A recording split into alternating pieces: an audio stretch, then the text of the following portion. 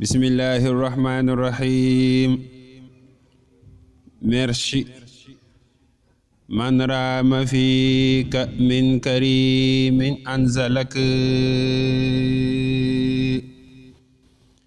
kitab rabbi ahab munzalak man rama fika min karimin anzalak kitab rabbi ahab munzalak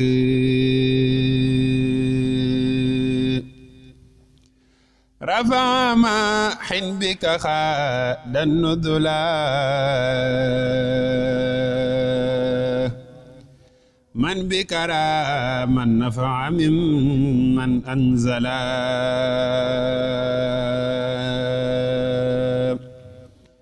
shakartuhu bizalikal kitabu wa fika khala zalikal kitabu subhana rabbika rabbil izzati amma yasifuna wa salamun ala al mursalin walhamdulillahi rabbil alamin.